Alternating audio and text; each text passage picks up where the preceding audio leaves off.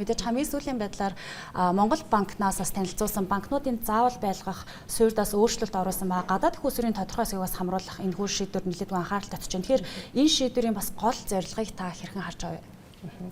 За тэгэхээр энэ шийдвэр гарахаас өмнө суурь нөхцөл байдал ямар байсан талаар эхлээд товчхон мэдээлэл өгье.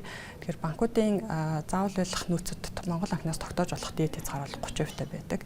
За тэгээ 2018 оноос эхлээд заавал байлгах нөөцийн одоо төгрөгийн болон валютын их усвар дээр заавал байлгах нөөцийн хэмжээ ингээ ялгаатай тогтоож ирсэн. За хамгийн сүүлд мөрдөгдөж байгаа хувь хэмжээ хамгийн сүүлд өөрчлөлт орсноор бол 26 оны 1 сард заавал байлгах нөөцийн хэмжээ төгрөг дээр 14%-тэй, ам доллар дээр 19%-тэй байгаа. Тэгэхээр энэ хэмжээнд бол өөрчлөлт ороогүй. Зөвхөн одоо нэг жилээс 3 жил хүртэлх хугацаатай гаднаас татж байгаа бондын болон зээлийн их усвар дээр заавал байлгах нөөцөд одоо тооцох хувь хэмжээг 25% болгож өөрчилсөн юм шийдвэр гарсан байгаа. За тэгэхээр энэ шийдвэрийн өмнөх нөхцөл байдал ямар байсан гэхээр өмнө бол нэг жилээс дээш хэмжээтэй дээр нь ийм хязгаарлалт өрөнд байгаагүй гэсэн үг.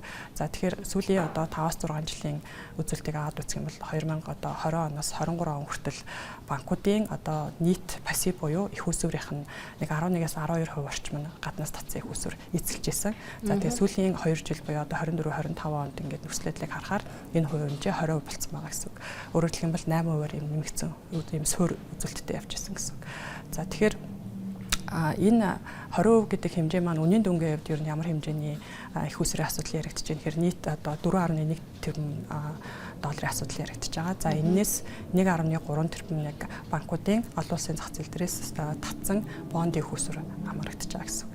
За тэгэхээр гадаад бондын зах зээлээ ингээд аваад үзэхээр яг одоогийн байдлаар одоо Монгол улсаас олон улс руу гарцсан нийт 10 бонд гаргах чинь нийт 18 бонд олон улсын зах зээл дээр идэвхтэй арилжаалагдаж байгаа. За үлдэгдэл нь 5.5 тэрбум орчим гэсэн үг. Тэгэхээр энэний 1.3 тэрбум нь яг банкуудын их усвар гэсэн үг. За тэгэхээр нийт одоо банкуд дундаасаа 4 банк ингээ бондын их усварыг татдаг. За энэ гаргацсан байгаа бондын их усварын хугацааг нь харахаар ер нь дандаа 3-5 жилийн хугацаатай байгаа. Дийлийнх нь 3 жилээс татдаг гэсэн үг. Тэгэхээр яг энэ их усварын зохицуулалтад одоогийн байгаа бондуудын одоо өмнө гарсан бондуудын ингээд түүхийг харахаар нөлөөлөх магадлал нь яг бондын их усвар талдаа бол бага гэсэн үг. Өөрөөр хэлэх юм бол 3-5 жилийн хугацаатай бондын их усварыг татдаг учраас гэсэн үг тийм. За харин одоо зээлээр татж байгаа их усварын хувьд гэх юм бол үлдсэн 2.6 тэрбум нь гадны банкудаас татж байгаа валютын их усвар байгаа гэсэн үг банкуудын. Энэ хувь хэмжээ маань одоо 2.6 тэрбум долларын хэдэн яг 1 жил хүртэл хугацаатай байдгийг хэдэн 1-3 жил байдаг гэдэг статистик мэдээ бол ил байхгүй байна. Тэгэхээр илүү гаднаас татж байгаа энэ зээлийн их усвар дээр нь нөлөөтэй шийдвэр болов гэж харж байна.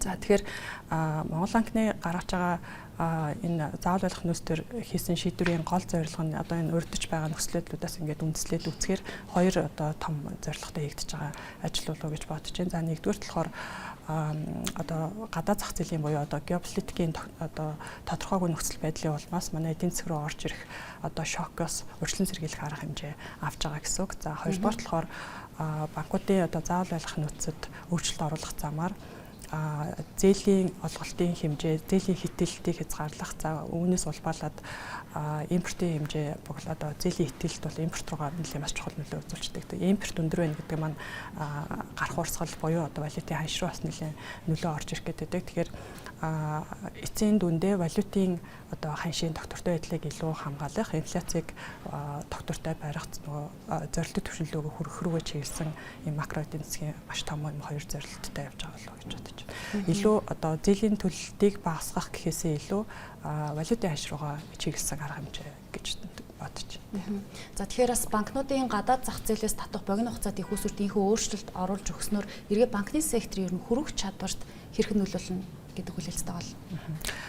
Тэгэхээр мэдээ заавал байлгах нөөц дээр одоо нэмэлт шаардлага орж ирж байгаа болохоор дунд хугацаатай нөлөө үзүүлнэ. Гэхдээ энэ шийдвэр маань өөрөө энэ оны 10 сараас эхлээд хэрэгжих учраас богино хугацаанд бол том нөлөөлөл орж ирэхгүй болов гэж харж байгаа.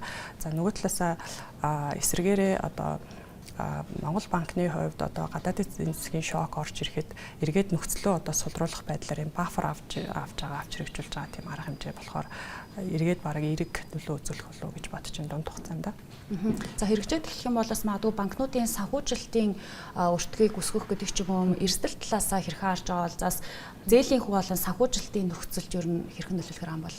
Тэгэхээр их усрын өртгийг бол хоёр хэлбэрээр шууд өсгөх нөлөө үзүүлэх болов гэсэн хүлээлттэй байгаа. За эхнийх нь бол мэдээж өмнө одоо богино хугацааны их усүр татдаг байсан бол хүүгийн хэмжээ буюу их усрын зардал арай бага байж таараа. За тэгэхээр илүү 3-аас дээш жилийн хугацаатай бай урт хугацаатай их усрын өөрийнх нь өртөг нэлээд өндөр байдаг учраас санхүүжилтийнх нь өөрийн өртгийг шууд нэмэгдүүлэх нөлөөтэй. За хоёрдугаарт заавал байлгах нөөцийн хэмжээндээр шаардлага нэмэгдэж орж ирнэ гэдэг маань өөрөө гаднаас татж байгаа их усүрийн $100 тутмынхаа $25-ын ингээд эргэлтэнд оруулахгүйгээр хадгална гэдэг маань их усрын өртгийг дагаад нэмэгдүүлнэ гэсэн. Тэгэхээр эргээд яг зээлийн хүн дээрээ ямар нөлөө дунд хугацаанд орж ирэх боломжтой гэхээр магадгүй энэ оны сүүлээс эхлээд эх оноос яг валютаараа олгож байгаа зээлийн хүн дээр бол нэмэгдэх нөлөөлөл нь орж ирэх болов гэж бодож байна.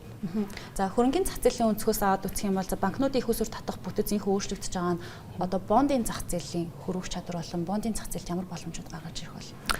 Тэгэхээр өмнө одоо тайлбарласантай яг уялдаад аваад үзэх юм бол мэдээж банкуудын гадаад зээлийн одоо тэр зээлийн тэр зам гадаад валютаар олгож байгаа зээлийн хөг нэмэгдүүлэх энэ боломжийг гаргаж ирж байгаа. Өөрөөр хэлбэл зээлийн хэтгэлэлт зээлийг илүү хумих чиглэл рүүгээ нөлөө үзүүлнэ гэсэн үг. Тэгэхээр нөгөө талаасаа зээл тодорхой хэмжээнд томогдох нөлөө орж ирнэ, өртөг өснө гэдэг маань байгууллагуудын аж ахуйн нэгж байгууллагуудын хувьд зөвхөн банкны зээлийн их усүр гэхгүй хөрөнгөний зах зээлээс бонд татах хэлбэрээр бас санхүүжилтийн их усүрээ одоо төрөлжүүлэх тийм нөлөөллийг үзүүлэх бол. За тэгэхээр энэ өөрөө дотоодын бондын зах зээл рүү бол тодорхой хэмжээний эерэг нөлөөллийг үзүүлэх боломжтой. За дээрэс нь бонд гаргах эрэлт өөрөө их байна гэдэг маань худалдаа авагч талаасаа буюу хөрөнгө оруулагчид талаасаа шаардах өгөөжийн хэмжээг тодорхой хэмжээнд нэмэгдүүлнэ. За тийм учраас одоо за ялангуяа эх оны ихээс эхлээд бондын хүүний хүлээлт мөн бас жоохон нэмэгдэх нөлөө үзүүлж магадгүй гэж бодож байна. За Монголын санхүүгийн бас зах зээлд их өөрчлөлт гарч байгаа нь эргээд гадаад их хөрөнгө оруулагчдад ямар тохиог өгнө гэж харж байгаа вэ? За одоо гадаад нөхцөл байдлыг харахаар юм геополитикийн товторгүй нөхцөл байдал үргэлжилж байгаа боловч яг Монголоос олон улс руу гарсан бондуудын хувьд өгөөжтөр бол маш таатай нөхцөл байдалтай явж байгаа. За энэний гол нөлөө нь юу вэ гэхээр суурийн түвш ингээд өсөх хүлээлттэй байгаа ч гэсэн Монгол улсын эдийн засгийн хувьд өөрөө гадаад валютын албан нөөц одоо $7.3 тэрбум болоод нэмэгдэж байгаа. За мөн одоо Монгол банкны баримталж байгаа энэхүү бодлого маань илүү одоо богино хугацааны их усүрийг татах гэхээс илүү урт хугацааны их усүрийг татах гэдэг нь мэргэжлийн хөрөнгө оруулагчдын хувьд ч гэсэн хүлээлт нь макро эдийн засгийн одоо урт хугацааны доктортой бодлого эрсдэл сэргийлэх, хөрсөн сэргийлэх арга хэмжээ авч ийн гэдэг утгаараас эерэг нөлөөллүүдийг үзүүлэх боломжтой. Тэгэхээр дотоодын одоо банкуудын байгууллагуудын гаднаас татах их усүрийн өртөг дээр бас юм эерэг нөлөө одоо энэ шийдвэр манаас үзүүлэх магадaltaй. За нөгөө талаасаа одоо хөрөнгө оруулагч талын хувьд за Монгол гэдэг улсыг бас эрсдэлтэй улс гэж үзвэл мэдээж богино хугацаанд хөрөнгө оруулалт хийх сонирхол бол мэдээж байгаа. Яг энэ нь юун дээрээс харагддаг вэ гэхээр олон улс руу гарсан байгаа бондуудын ер нь дийлэнх хувь нь 3 жилийн хугацаатай л хийгддэг. Өөрөөр хэлбэл 3 жилийн хүртэл хугацаанд одоо эрсдлээ таамаглаж хөрөнгө оруулалтыг сонирхол илүү өндөр байдаг гэсэн үг. Тэгэхээр нэг талаасаа шаардлагын дагуу одоо банкуудын хүсэл сонирхол нь одоо 3 жилээс дээш хугацаатай тий урт хугацааны их усүрийг татах сонирхол нэмэгдэж байгаа боловч нөгөө талаасаа гадны хөрөнгө оруулагчид маань урт хугацаанд хөрөнгө оруулалтыг нийлүүлэлт маань бас яг хэр хэмжээнд авах уу гэдэг бас нөлөө. За тэгэхээр 26 гараад за эхний уйлрал за одоо баг эхний хагас удахгүй бас 2 сарын дараа л одоо ингэ дуусгах чинь. Тэгэхээр хөрөнгөний зах зээлийн хувьцааны хөрвөх чадвар болон идэвхжлийг аваад үзэх юм бол за өмнөх за сүүлийн оны 25 оны сүүлээс хойш эцсээр бол нэлээд идэвхжижсэн бол он гарсаар хойш бол нэлээд бас тогтвор зөвлөгөөнтэй болж ирж байна. За таны хувьд за оны үлдсэн хагас за бонд болон хөрөнгөний зах зээлд гарч ирэх хамгийн гол өөрчлөлтүүдийг хэрхэн харж байна? Ялангуяа гадаад орчин болон дотоод орчны эрсдэлтэй холбоод харуул.